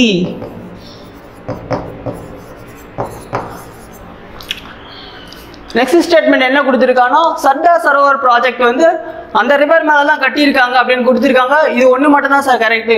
ஸோ ஆன்சர் என்னன்னு பார்த்தீங்கன்னா ஆன்சர் வந்து சி. நர்மதா வந்து என்ன இது பற்றி அடிஷ்னல் இன்ஃபர்மேஷன் நீங்கள் நோட் பண்ணி வச்சுட்டு என்ன சார் இருக்கும் அப்படின்னு கேட்டிங்கன்னா வெஸ்டர்ன் ஃப்ளோயிங் ரிவர்லேயே வந்து லாங்கஸ்ட் ரிவர் அப்படின்னு எது கேட்டாங்கன்னா நம்ம நர்மதா ரிவர் தான். அப்படி எத்தனை கிலோமீட்டர் சார் போகுது இது அப்படின்னு கேட்டிங்கன்னா 1312 கிலோமீட்டர்ஸ் வந்து ஃப்ளோ ஆகுது. நோட் பண்ணி வச்சுக்கோங்க. சரிங்களா? நெக்ஸ்ட் 5th கொஸ்டின் போயிடுவோம். 5th கொஸ்டின்ல என்ன சார் கேட்டிருக்காங்க, ஒரு 3 ஸ்டேட்மெண்ட் கொடுத்துட்டு இந்த ஸ்டேட்மெண்ட்டு எந்த ரிவரை மென்ஷன் பண்ணுது அப்படின்ற போல கொஸ்டின் வந்து ரைஸ் பண்ணியிருக்காங்க. படிச்சு பார்த்துருவாங்களா அந்த ஸ்டேட்மெண்ட் என்னன்னு? ஃபர்ஸ்ட் ஸ்டேட்மெண்ட் படிக்கிறீங்க, கிலோமீட்டர்ஸ் கொடுத்துருக்காங்க. அப்புறம் வந்து அதோட கவரேஜ் ஏரியா கொடுத்துருக்காங்க. சார் கிலோமீட்டர்ஸ் கவரேஜ் ஏரியாவில் எப்படி சார் ஞாபகம் வச்சுக்கிறது அப்படின்னு கேட்டிங்கன்னா ஸோ அது கொஞ்சம் டஃப் தான். சரி, ஓகே, நம்ம அடுத்து வந்து நெக்ஸ்ட் ஸ்டேட்மெண்ட்டுக்கு வந்துடும். நெக்ஸ்ட் ஸ்டேட்மெண்ட் பார்த்தீங்கன்னா எல்லா ரிவரோட ஆரிஜின் வந்து எங்கே ஆரிஜின் ஆகுன்ற விஷயம் மட்டும் எல்லாருமே கண்டிப்பாக படிச்சிருப்பீங்க. அப்படி முல்தாய் பெட்டுல் டிஸ்ட்ரிக்ட் மத்திய பிரதேஷில் வந்து எந்த ரிவர்ஸாக ரைஸ் ஆகுது, அங்கேருந்து எந்த ரிவர்ஸாக ஆரிஜினேட் ஆகி வருது அப்படின்னு கேட்டிங்கன்னா எல்லாருமே சொல்லுவாங்க தபத்தி. நம்ம தபத்தி தான் அங்கேருந்து வந்து ஸ்டார்ட் ஆகி வருது. ஸோ செகண்ட் ஸ்டேட்மெண்ட் இந்த வேல்யூ தெரிஞ்சிச்சுனா போதும் உங்களுக்கு, நீங்கள் வந்து ஈஸியாக வந்து இந்த கொஸ்டினுக்கான ஆன்சர் வந்து கண்டுபிடிச்சிட்டு போயிடலாம். சரிங்களா? அப்புறம் இதோட ட்ரிபியூட்டரிஸ் என்ன இருக்குது அப்படின்னு கேட்டிங்கன்னா ஆக்சுவலாக இது நம்ம படிக்கணும்னு அவசியம் இல்லை இந்த கொஸ்டின் பேஸ் பண்ணி. ஆனால் வந்து நீங்கள் சப்போஸ் எக்ஸாமில் வந்து வேறு மாதிரி கொஸ்டின் ரைஸ் ஆச்சுன்னா இதோட ட்ரிபியூட்டரிஸ்லாம் வந்து நீங்கள் என்ன பண்ணணும் தெரிஞ்சுதான் ஆகணும். அப்போ என்ன சார் ட்ரிபியூட்டரிஸ் இதுக்கு இருக்குது அப்படின்னு பார்த்தீங்கன்னா கோமை, அருணாவதி, அனேர், அப்புறம் வந்து பூர்ணா அப்படின்ற போல நேம்லாம் வந்து இதுக்கு என்ன இருக்குது ட்ரிபியூட்டரிஸ் இருக்குது. சரிங்களா? நெக்ஸ்ட் கொஸ்டினில் வந்து என்ன சார் கேட்டிருக்காங்க பார்த்தீங்கன்னா which is the largest tributary of Indus. எல்லாருமே என்ன தெரியும் இண்டஸ் ரிவர் பற்றி எல்லாருமே படிச்சிருப்பீங்க. இண்டஸ் ரிவர் எங்கே சார் ரைஸ் ஆகுது அப்படின்னு கேட்டிங்கன்னா நெக்ஸ்ட் கொஸ்டின் போய்டும். நெக்ஸ்ட் கொஸ்டின் என்ன கேட்டிருக்காங்க பார்த்தீங்கன்னா largest tributary of Indus river எங்கே சார் ரைஸ் ஆகுது அப்படின்னு கேட்டிங்கன்னா நம்ம இமாலயன் ரிவர் சிஸ்டம் முதல்ல பார்த்தோம். இமாலயன் ரிவர் சிஸ்டம் என்னன்னு பார்த்தோம். இமாலயன் ரிவர் சிஸ்டமில் ஒரு 3 ரிவர் பார்த்தோம், இண்டஸ், கங்கா, பிரம்மபுத்திரா. அப்படி இமாலய ரிவரில் ஃபார்ம் ஆகுது வந்து நம்ம இண்டஸும் ஒன்று. ஓகேங்களா? இதுக்கு வந்து ஒரு 5 ட்ரிபியூட்டரிஸ் இருக்குங்க சார். அது எப்படி சார் ஈஸியாக வந்து ஞாபகம் வச்சுப்பாங்க அப்படின்னு சொல்லிட்டு நம்ம ஸ்கூல் புக்ஸ்லேயே வந்து கொடுத்துருக்காங்க. Jesus Christ rise before sun அப்படின்ற போல இது வந்து நிமோனிக்ஸ் தான். இந்த நிமோனிக்ஸ் ஞாபகம் வச்சுக்கிட்டீங்கன்னா இந்த எல்லா ரிவர்ஸோட எல்லா ட்ரிபியூட்டரிஸோட நேமும் வந்து உங்களுக்கு வந்து ஈஸியாக வந்து மைண்டில் வந்து செட் ஆகிடும். சரிங்க சார், நம்ம கொஸ்டின் என்ன கேட்டீங்கன்னா லார்ஜஸ்ட் ட்ரிபியூட்டரி ஆஃப் இண்டஸ் அதுதான் கேட்டிருக்காங்க. லார்ஜஸ்ட் ட்ரிபியூட்டரி எதுன்னு பார்த்தோம்னா இங்கே பாருங்க இந்த செனாப் இருக்குது பார்த்தீங்களா, இதுதான் வந்து லார்ஜஸ்ட் ட்ரிபியூட்டரி. இது எங்கே சார் இண்டஸோட ஜாயின் ஆகுது அப்படின்னு கேட்டிங்கன்னா மிட்டான்கோட் என்ற ஏரியாவில் வந்து நம்ம செனாப் வந்து ஜாயின் ஆகுது. மற்ற ட்ரிபியூட்டரிலாம் என்ன சார் பண்ணுதுன்னு கேட்டிங்கன்னா இந்த ஜீலம் வந்து செனாப் கூட ட்ரிபியூட்டரியாகவும், அப்புறம் ராவி வந்து அதே செனாப் கூட இன்னொரு ட்ரிபியூட்டரியாகவும், பியாஸ்ன்றது மட்டும்தான் இந்தியாவில் ஆரிஜின் ஆகி இந்தியாவில் வந்து பஞ்சாப் ஹரிகே என்ற இடத்துல வந்து ஜாயின் ஆகுது. நோட் பண்ணிக்க, பஞ்சாப் ஹரிகே. இண்டஸ் ரிவர் சிஸ்டத்திலே ஒரே ஒரு ட்ரிபியூட்டரி மட்டும்தான் இந்தியாவிலே ஆரிஜின் ஆகி இந்தியாவிலே வந்து ஜாயின் ஆகுது. மற்ற ட்ரிபியூட்டரிலாம் பார்த்தீங்கன்னா அது போல் வந்து ஜாயின் ஆகாது. சரிங்களா? ஸோ இது லார்ஜஸ்ட் ட்ரிபியூட்டரி எதுன்னு கேட்டாங்கன்னா செனாப். ஆன்சர் வந்து பி. நெக்ஸ்ட் கொஸ்டின் என்ன சார் கேட்டிருக்காங்க, alluvial deposit that bought by river beneath the mountain are also called as அப்படின்ற என்னன்னு கேட்டிருக்காங்க. alluvial deposit வந்து ரிவர் மூலிமா வந்து நம்ம மவுண்டன்ஸ் கீழெல்லாம் ஃபார்ம் ஆகும். அப்படி ஃபார்ம் ஆகிறதுக்கு பேர் என்ன சார் பேர் வச்சிருக்காங்க அப்படின்னு கேட்டிங்கன்னா அதுக்கு பேர் வந்து அலுவியல் ஃபேன்ஸ் அப்படின்னு சொல்லலாம். சரிங்களா? சரி, மற்ற வேர்ட்ஸ்லாம் கொடுத்துருக்காங்களே sir, oxbow lake, flood plain, delta அப்படின்னு, அதுக்கு என்ன சார் மீனிங்? இந்த பிக்சரை பாருங்க, உங்களுக்கே வந்து ஈஸியாக புரியும். நம்ம ரிவர் எங்கேருந்து ஆர்ஜினேட் ஆகுது, மேக்ஸிமம் வந்து எங்கேருந்து ஆர்ஜினேட் ஆகும்னு பார்த்தீங்கன்னா மவுண்டெயின்ல தான் வந்து ஆர்ஜினேட் ஆகி வரும். அப்படி மவுண்டெயின்ல ஆர்ஜினேட் ஆகிட்டு வரும்போது அது என்ன ஆகும், சில இடத்துல வந்து வாட்டர் ஃபால்ஸாக போகும். அதுக்கப்புறம் அது பெண்டு வளைஞ்சு போகும்னு பார்த்துக்கோங்களேன். வளைஞ்சு போகிறது என்ன சார் நேம் வச்சு கூப்பிடுவாங்க இந்த பெண்ட்ஸ் எல்லாம் அப்படின்னு கேட்டிங்கன்னா இந்த பெண்ட்ஸ் வளைஞ்சு போகிறது தான் வந்து மியாண்டர் அப்படின்னு சொல்லுவாங்க. அது ஏன் சார் வளைஞ்சு போகுது? ஏன்னா மழை வந்து மேடு பள்ளமாக இருக்கும், அதை வளைஞ்சு தான் போகும். ஸோ வந்து ஒவ்வொரு முறை என்ன ஆகும், இந்த எரோடைட் போயிட்டே இருக்கும். போக எரோட் ஆக என்ன ஆகும், இந்த ஏரியா வந்து இன்னும் சின்னதாகிட்டே வரும். அப்படி சின்னதாகும் போது என்ன ஆகும்னா ஒரு பர்டிகுலர் பீரியட் ஆஃப் டைமில் வந்து ஒரு பெண்டு வந்து கட்டாயி தனியாக நின்றுடும். அப்படி தனியாக நின்றுடுச்சுன்னா அதுக்கு என்ன சார் பேர் அப்படின்னு கேட்டிங்கன்னா அதுக்கு பேர் தான் என்னன்னு சொல்லுவாங்கன்னா ஆக்ஸ்போ லேக் அப்படின்ற போல சொல்லுவாங்க. கடைசியாக வந்து இந்த ஆரம்பத்துலேருந்து வரும்போது ரொம்ப ஃபாஸ்ட்டாக வரும். போக வந்து அந்த ரிவரோட ஸ்பீட் என்ன சார் ஆகும்னு கேட்டிங்கன்னா போக வந்து ஸ்லோ ஆகிடும். அப்படி ஸ்லோ ஆகும்போது என்ன பண்ணும், மேலேருந்து அடிச்சுட்டு வர மண் எல்லா மண்ணையும் எடுத்துகிட்டு வந்து கீழே தான் வந்து கொஞ்சமாக வந்து டெபாசிட் பண்ணணும். அப்படி டெபாசிட் பண்ணும்போது இங்கே என்ன சார் பிளைன் ஃபார்ம் ஆகுதுன்னு கேட்டிங்கன்னா ஃப்ளட் பிளைனில் என்ன மண் சார் அதிகமாக இருக்கும் அந்த இடத்துல கேட்டிங்கன்னா அலுவியல் சாயல் தான் வந்து அந்த இடத்துல வந்து அதிகமாகவே இருக்கும். அப்படியே போயிட்டு கொஞ்சமாக வந்து கடலில் வந்து அட்வே ஸ்லோவில் போயிட்டு கடலில் வந்து கலந்துரும். இந்த இடத்துல வந்து டெல்டா ரீஜன் ஃபார்ம் நம்ம ஆல்ரெடி பார்த்துருப்போம், காவேரி டெல்டா ரீஜன் அது போல் விஷயங்கள்லாம் வந்து கேள்விப்பட்டிருப்போம். அது வந்து இப்படி தான் ஃபார்ம் ஆகுது. சரிங்களா? அலுவியல் ஃபேன் இதான் வந்து அலுவியல் ஃபேன்ஸ். மவுண்டன் ரீஜனுக்கு கீழே ஸ்லோவாக டெபாசிட் ஆகிற நேம் இதான் வந்து அலுவியல் ஃபேன்ஸ். சரிங்களா? இப்போ நம்ம நெக்ஸ்ட் கொஸ்டின் போயிடுவோம். 8th கொஸ்டின் என்ன கேட்டிருக்காங்கன்னா which river flows through Andhra Pradesh and join in Bay of Bengal at அம்சலா தேவி அப்படின்ற ஒரு நேம் அப்படின்ற ஒரு இடத்துல வந்து ஒரு ரிவர் வந்து என்ன பண்ணுதான் பே ஆஃப் பெங்காலில் வந்து ஜாயின் பண்ணுதான். அது எந்த ரிவர் சார் அப்படின்னு கேட்குறாங்க. அதுவும் ஆந்திர பிரதேஷ் கொடுத்துறாங்க. எல்லாருக்குமே தெரிஞ்ச விஷயம் என்ன சார் அப்படின்னு கேட்டிங்கன்னா ஆப்ஷனை பாருங்க, நர்மதா, காவேரி, கோதாவரி, கிருஷ்ணா. நர்மதா எங்க ரைஸ் ஆகுதுன்னு கேட்டால் மத்திய பிரதேஷ்ல ரைஸ் ஆகும், அமர்கண்டக் பிளேட்டூல. ஸோ ஆப்வியஸ்லி நர்மதா கிடையாது. காவேரி எங்க சார் இருக்கு? நம்ம தமிழ்நாட்டில் இருக்கு. ஸோ ஆந்திரால அது ஃப்ளோ ஆகாது. மற்ற 2 ரிவர் கொடுத்துருக்காங்களா சார்? ஆமா, கோதாவரியும் ஆந்திரால பாஸ் ஆகும், கிருஷ்ணாவும் ஆந்திரால பாஸ் ஆகும். ஆனா வந்து நம்ம அம்சலா தேவி அந்த இடத்துல ஆந்திர பிரதேஷ்ல பே ஆஃப் பெங்கால ஜாயின் பண்றது எந்த ரிவர் சார் அப்படின்னு கேட்டீங்கன்னா கிருஷ்ணா ரிவர் தான் வந்து ஜாயின் ஆகும். சரிங்களா? நெக்ஸ்ட் கொஸ்டின் என்ன கேட்டிருக்காங்கன்னா 9th question, choose the correct statement. Correct statement கேட்டிருக்காங்க. அப்படி 2 ஸ்டேட்மெண்ட் கொடுத்துருக்காங்க. எது கரெக்ட்னு பண்ணோம்? ஃபுஜோட் அண்ட் ரியா அப்படின்ற வந்து 2 வேர்டு கொடுத்துருக்காங்க. இது எப்படி ஃபார்ம் ஆகுதுன்னா submergence of V shaped river valley அப்படின்னு சொல்லியிருக்காங்க.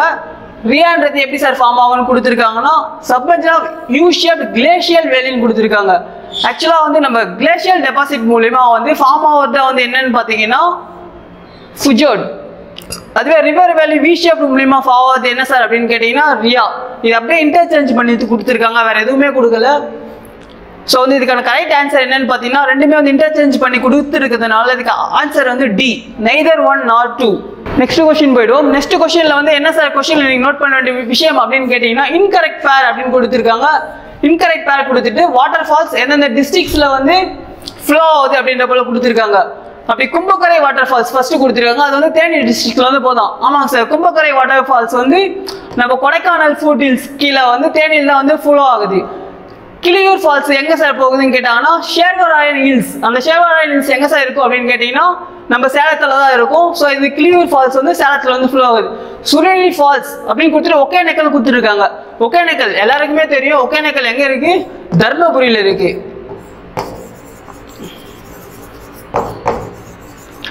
தர்மபுரியில இருக்கு.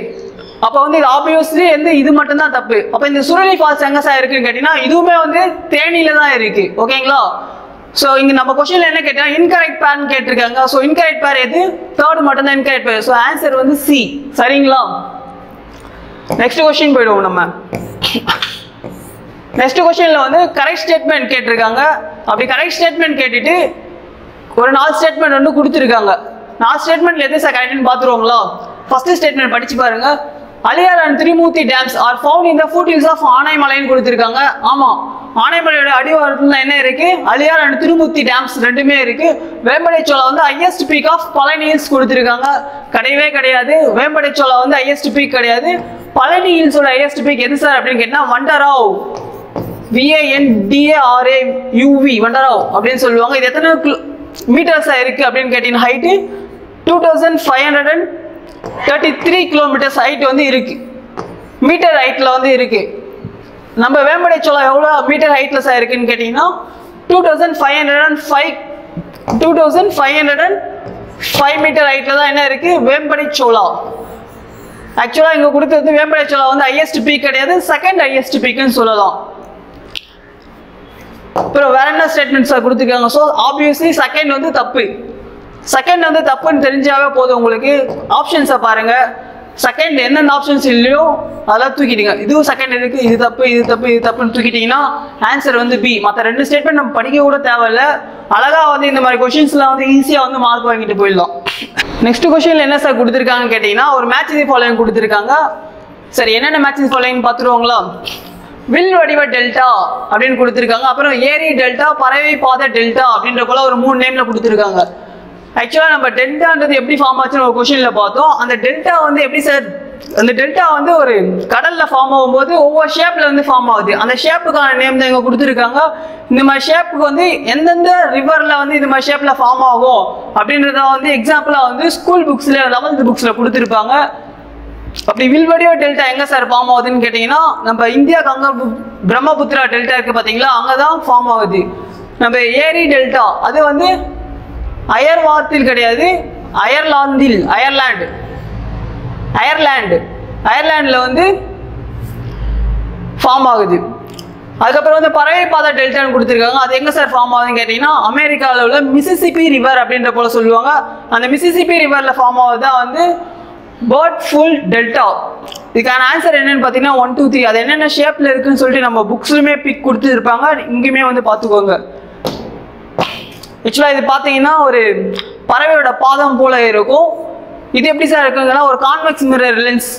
ஒரு ஏரியை நோக்கி எப்படி இருந்தால் எப்படி இருக்குமோ அது மாதிரி இருக்கிறது தான் வந்து ஆர்குவேட் டெல்டா. இதுக்கு வேற பேர் என்ன சார் இருக்குன்னு கேட்டால் ஃபேன் ஷேப்டு டெல்டா அப்படின்ற போல சொல்லுவாங்க.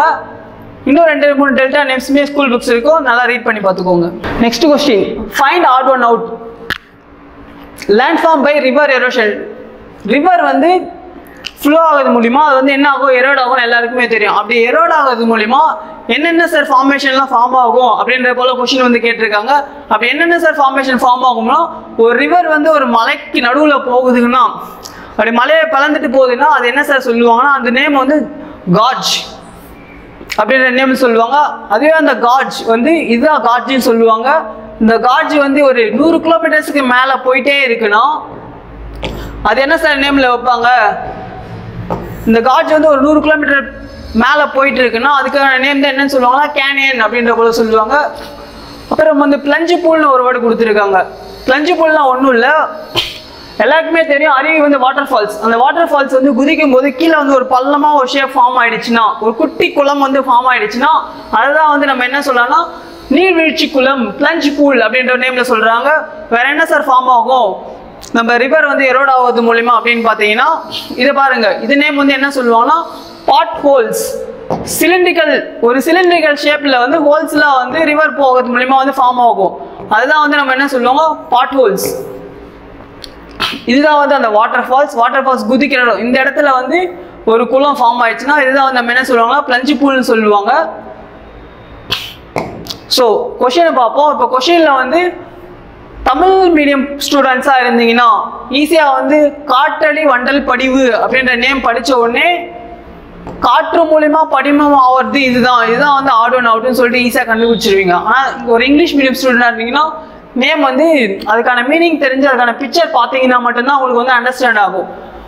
அப்படி என்ன சார் ஆப்ஷன் இருக்கு, லூயிஸ். லூயிஸ்னா ஒன்றுமே இல்லை, காற்று அடிக்கிறது முன்னாடி நிறைய காற்று அடிச்சுட்டே இருந்துச்சுன்னா அந்த மண்ணெல்லாம் எங்கே போய் டெபாசிட் ஆகும்னா ஒரு இடத்துல வந்து ஒரு திட்டு மாதிரி டெபாசிட் ஆகிடும். அப்படி திட்டு மாதிரி இது போல் இந்த ஃபார்மில் டெபாசிட் ஆச்சுன்னா அது பேர் தான் வந்து என்ன சொல்லுவாங்க லூயிஸ் அப்படின்னு சொல்லுவாங்க.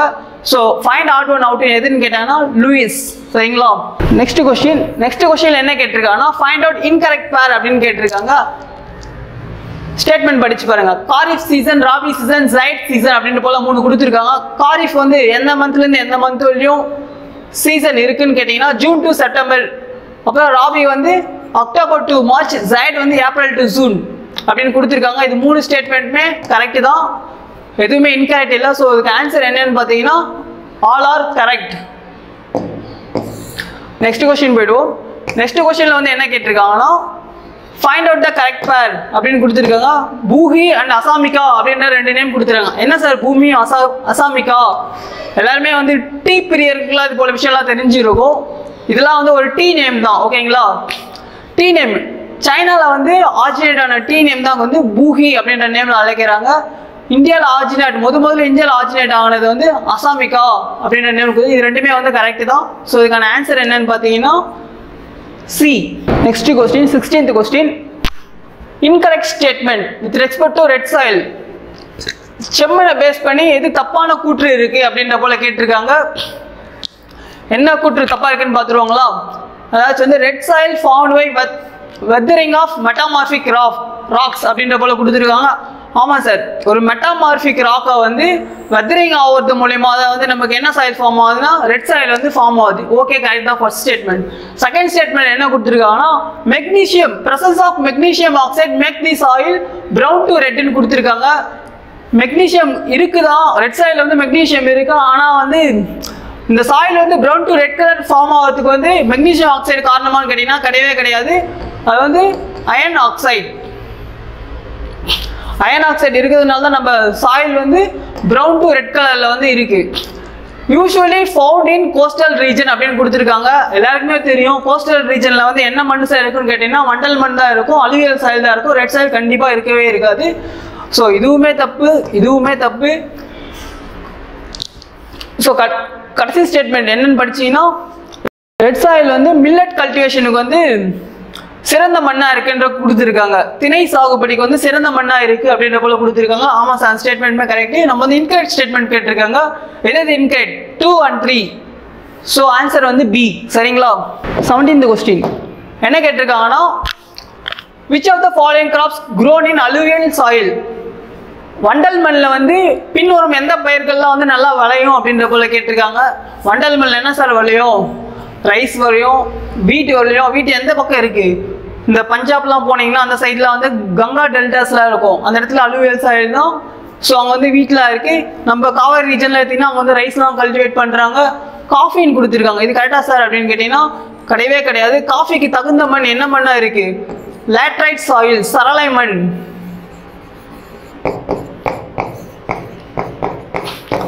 காஃபிக்கு ஏற்ற மண் என்னன்னு கேட்டிங்கன்னா சரளை மண், லேட்ரைட் சாயில். ஸோ ஆன்சர் இது 2 மட்டும் தூக்குனீங்கன்னா ஆயில் சீட்ஸ். ஆயில் சீட்ஸுமே வந்து அலுவல் சாயிலில் வந்து நல்லா விளையும். சரிங்களா? ஸோ இந்த 2 மட்டும் இல்லாமல் ஆப்ஷன்ஸ் எது இருக்கோ அது ஆன்சர். அப்படி எது இருக்குன்னு பார்த்தீங்கன்னா பி தான் இருக்கு. ஸோ இதுக்கான ஆன்சர் என்னன்னு கேட்டிங்கன்னா பி. பிளாக் பக், கலைமான். கலைமான் வந்து எந்த மாநிலத்தோட விலங்கு அப்படின்ற போல கேட்டிருக்காங்க. நம்ம ஆந்திரா, பஞ்சாப், அப்புறம் ஹரியானா, இது 3த்துக்குமே வந்து ஒரே ஸ்டேட் அனிமல் தான் வச்சிருக்காங்க. அதுதான் வந்து இந்த பிளாக் பக். பார்த்துக்கோங்க.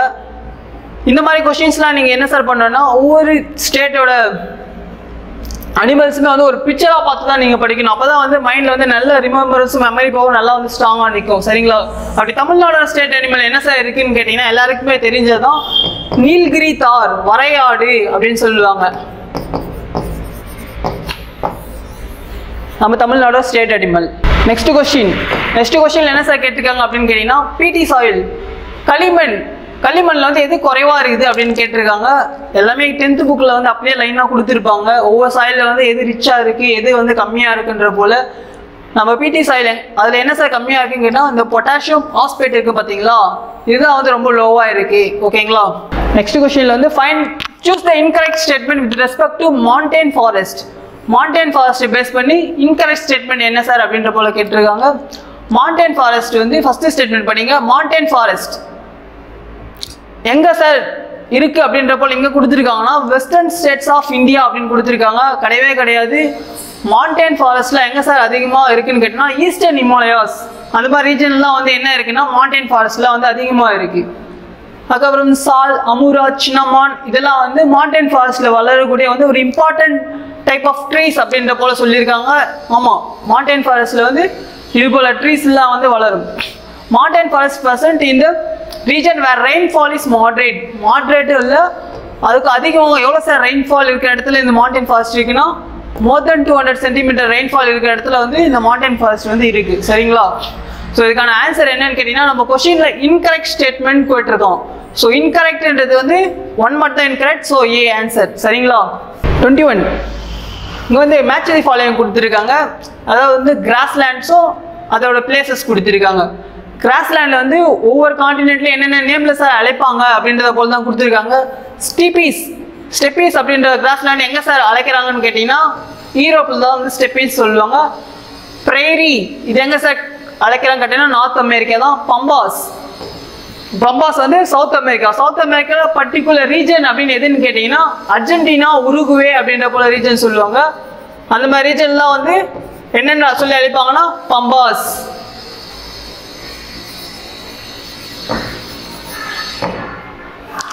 அப்புறம் வெல்டு இது எங்கே சார் அழைக்கிறாங்கன்னு கேட்டீங்கன்னா சவுத் ஆஃப்ரிக்கா. வேற கண்ட்ரியில் வேற எந்த காண்டினென்ட்ல வேற என்ன நேம்ல அழைக்கிறாங்கன்னு கேட்டீங்கன்னா டவுன்ஸ் அப்படின்ற பேர்ல வந்து எங்க சார் அழைக்கிறாங்க கிராஸ்லேண்ட் கேட்டீங்கன்னா ஆஸ்திரேலியா. அப்புறம்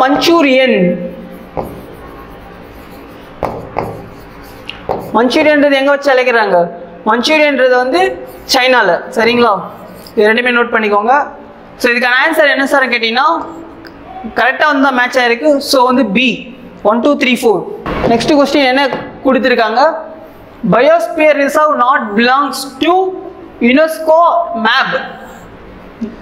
மேன் அண்ட் பயோஸ்பியர் ரிசர்வ் இந்தியாவில் வந்து உங்கள் எல்லாருக்குமே தெரியும், படிச்சிருப்பீங்க. 18 பயோஸ்பியர் ரிசர்வ் வந்து இருக்கு. அந்த 18ல் எது சார் மேப் அண்டரில் வருது அப்படின்னு கேட்டிங்கன்னா ஒரு 11 தான் இருக்கு. அந்த மேப் பார்த்து அழகாக படிச்சிங்கன்னா என்னது இருக்கு என்னென்ன இல்லைன்ற போல வந்து ஈஸியாக வந்து அப்சர்வ் ஆகிடும். அப்படி இங்கே என்ன சார் இல்லை அப்படின்னு கேட்டிங்கன்னா இங்கே வந்து மேப்பில் பயோஸ்பியர் ரிசர்வில் வந்து இல்லாதது எதுன்னு கேட்டிங்கன்னா திப்ரு சைக்கோவா. இது எங்கே சார் இருக்கு அப்படின்னு கேட்டிங்கன்னா அசாமில் வந்து மனாஸ், திப்ரு சைக்கோவா இது போல் சரணாலயம்லாம் வந்து எதில் கவர் ஆகாது?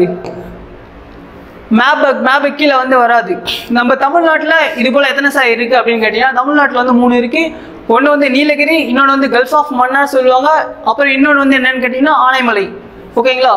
நாக்ரக் இது எங்கே சார் இருக்குதுன்னு பார்த்தீங்கன்னா மேகாலயாவில் இருக்கும். கல்ஃப் ஆஃப் மன்னார் எல்லாருக்குமே தெரியும், வங்காள விரிகுடாவில் வந்து இருக்குது. நீலகிரி ஆப்வியஸ்லி எல்லாருக்கும் தெரிஞ்சது தான், 3 ஸ்டேட்டில் வந்து பாஸ் ஆகிற மாதிரி. ஸோ இந்த மேப் பார்த்துட்டு எல்லா பயோஸ்பியர் ரிசர்வுமே வந்து நல்லாமே வந்து படித்து வச்சுக்கோங்க. நம்ம கடைசியாக ஃபார்ம் ஆன பயோஸ்பியர் எது சார் கேட்டிங்கன்னா இந்த பன்னா பயோஸ்பியர் ரிசர்வ் தான். இதான் வந்து 18th பயோஸ்பியர் ரிசர்வாக வந்து ஃபார்ம் ஆகிருக்கு. இது எங்கே சார் இருக்குன்னு கேட்டிங்கன்னா மத்திய பிரதேஷில் இருக்குது. இதுக்கு முன்னாடி ஃபார்ம் ஆனது எது சார் அப்படின்னு கேட்டிங்கன்னா சேஷாச்சலம் அப்படின்னு சொல்லுவாங்க. இந்த சேஷாச்சலம் எங்கே இருக்குது? ஆந்திர பிரதேஷில் இருக்குது. இது வந்து 17th பயோஸ்பியர் ரிசர்வாக வந்து ஃபார்ம் ஆச்சு. எக்ஸாமில் வந்து இப்போ தான் இது போல் கொஸ்டின்ஸ்லாம் வந்து டிஎன்பிஎஸ்சியில் ரைஸ் பண்ணுறாங்க. கடைசி ஃபார்ம் ஆன பயோஸ்பியர் எத்தனாவது பயோஸ்பியர்னு கேட்டு அது என்ன பயோஸ்பியர்ன்ற போல வந்து கொஸ்டின் ரைஸ் பண்ணுறாங்க. ஸோ இந்த மாதிரி கொஸ்டின்ஸ்லாம் வந்து ஈஸியாக வந்து கிளிக் பண்ணிடுங்க. ராம்சார் சைட்ஸ். அடுத்த கொஸ்டின் என்ன சார் கேட்டிருக்காங்கன்னா ராம்சார் சைட்ஸை பற்றி கொடுத்துருக்காங்க. எந்தெந்த ஸ்டேட்டில் என்னென்ன ராம்சார் சைட்ஸ் இருக்குங்க. இப்போ கரண்ட்டாக எத்தனை ராம்சார் சைட்ஸ் இருக்குது அப்படின்னு கேட்டிங்கன்னா எல்லாருக்குமே தெரியும். கரண்ட்டாக வந்து 75 சைட்ஸ் வந்து இருக்குது. பர்டிகுலராக தமிழ்நாட்டில் எத்தனை சார் இருக்குது அப்படின்னு கேட்டிங்கன்னா தமிழ்நாட்டில் வந்து இப்போ ரீசெண்டாக ஆட் பண்ணி டோட்டலாக வந்து 14 இருக்குது தமிழ்நாட்டில். ஓவரால் இந்தியாவில் பார்த்தீங்கன்னா 75 இருக்குது. இங்கே கொஸ்டின் என்ன சார் கேட்டிருக்காங்கன்னா ராம்சார் சைட் கொடுத்துட்டாங்க, சில ஸ்டேட் கொடுத்துட்டாங்க, ஈக்குவலாக வந்து மேட்ச் ஆயிருக்கா இல்லையான்னு கொடுத்துருக்காங்க. கஞ்சிரங்குளம் போர்ட் ஸ்டாச்சுரி, கஞ்சிரங்குளம் பறவைகள் சரணாலயம் எல்லாருக்குமே தெரியும். இது எங்கே சார் இருக்குன்னு கேட்டிங்கன்னா நம்ம தமிழ்நாட்டில் இருக்க ராமநாதபுரத்தில் தான் வந்து இந்த கஞ்சிரங்குளம் பறவைகள் சரணாலயம் வந்து இருக்குது. இங்கே என்ன கொடுத்துருக்காங்க? ஆந்திர பிரதேஷ். ஸோ இது வந்து தப்பு. வேற என்ன இருக்குது? ருத்ரசாகர் லேக் கொடுத்துருக்காங்க, இது திருப்பூரில் தான் இருக்குது. கியோலேடியோ தேசிய பூங்கா அது எங்கே சார் இருக்குன்னா அதுவுமே ராஜஸ்தானில் தான் இருக்குது. நம்ம கொஸ்டின் எத்தனை பேர் வந்து கரெக்டாக இருக்குன்னு பார்த்தா ஃபர்ஸ்ட் பேர் அது மட்டும் தப்பாக இருக்கு. ஸோ 2 பேர் கரெக்டு. ஸோ ஆன்சர் இதுக்கு ஆன்சர் என்னன்னு பார்த்தீங்கன்னா பி, 2 இணைகள் வந்து கரெக்டாக இருக்கு. நெக்ஸ்ட் கொஸ்டின் 24வது கொஸ்டின் என்ன கொடுத்துருக்காங்கன்னா ஒரு 4 ஸ்டேட்மெண்ட் கொடுத்துருக்காங்க. எது கரெக்ட் ஸ்டேட்மெண்ட் அப்படின்ற போல வந்து கேட்டிருக்காங்க. இங்கே எது சார் கரெக்ட் ஸ்டேட்மெண்ட்டாக இருக்கு? கொஸ்டின் படிச்சிருவோமா? மேங்கனீஸ். மேங்கனீஸ் வந்து ஒரு ப்ரௌன் எலமெண்ட் அப்படின்ற போல கொடுத்துருக்காங்க. இது ப்ரௌன் எலமெண்ட் கிடையாது, சில்வர் கிரே கலர் இருக்கு. அது மட்டும் இல்லாம manganese is a weak and easy to break in nature. ஆமா சார், ஈஸியா பிரேக் ஆகும் தான், ஈஸியா பிரிட்டைல் ஆகக்கூடியது தான். ஆனா வீக்கான்னு கேட்டீங்கன்னா வீக் கிடையாது, ஹார்ட், வெரி ஹார்டா இருந்தாலுமே வந்து அது ஈஸியா வந்து உடையக்கூடியது. அப்புறம் நெக்ஸ்ட் ஸ்டேட்மெண்ட்ல என்ன கொடுத்துருக்காங்கன்னா nearly 10 kg manganese is required for manufacturing of 1 ton of steel.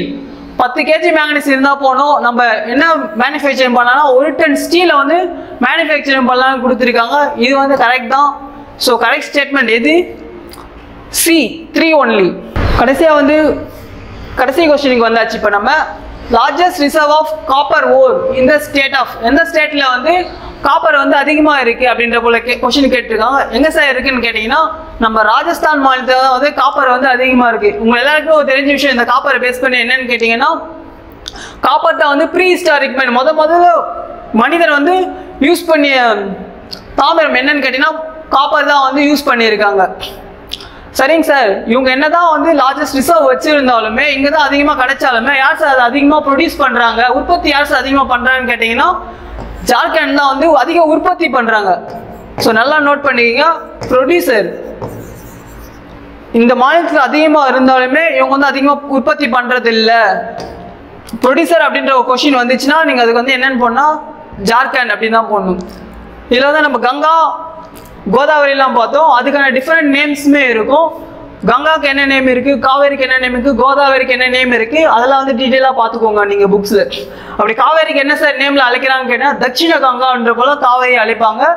அதே போல் நம்ம கோதாவரி என்னென்னு அழைப்பாங்கன்னா விருத்த கங்கா இல்லை கங்கா ஆஃப் சவுத் அப்படின்ற நேமில் வந்து அழைப்பாங்க. இது போல் எல்லா நேம்ஸும் மேப்ஸ் வச்சு அழகாக படிங்க. ஈஸியாக வந்து ஜாகிரஃபியில் வந்து ஈஸியாக மார்க்ஸை வந்து தட்டி தூக்கலாம். சரிங்களா? தேங்க்யூ.